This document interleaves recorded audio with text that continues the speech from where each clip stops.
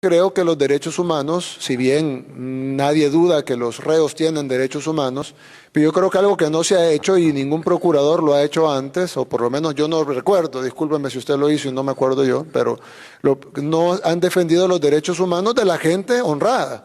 Generalmente defienden como que todo el enfoque de derechos humanos internacional o de las ONGs incluso esté enfocado en los derechos de los delincuentes, que tienen derechos. Nadie dice que los delincuentes no tienen derechos, pero ¿por qué el enfoque es siempre en los derechos de los delincuentes? Y la gran mayoría de la gente honrada, nadie le importan sus derechos. En este país pasamos 30 años siendo acribillados, asesinados, renteados, violados, extorsionados, amenazados,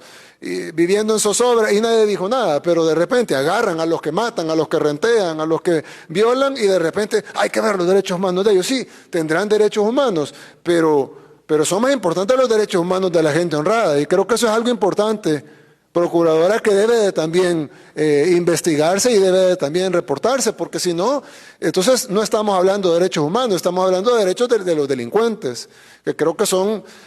dos cosas distintas. Derechos humanos son todos, y los derechos y las personas que no tienen sus derechos restringidos son las personas honradas, porque los otros tienen derechos humanos, pero tienen derechos restringidos. Por ejemplo, no tienen derecho al voto, no tienen derecho a la actividad económica, no tienen derecho a la libertad.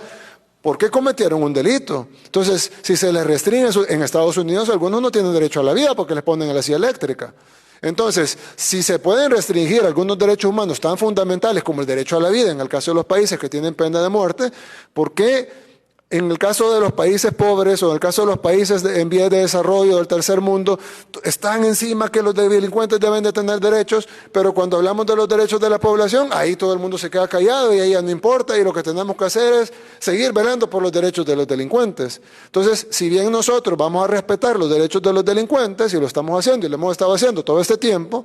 pero nuestra prioridad va a ser los derechos de la población honrada, que son los que no tienen sus derechos restringidos porque no cometieron delito.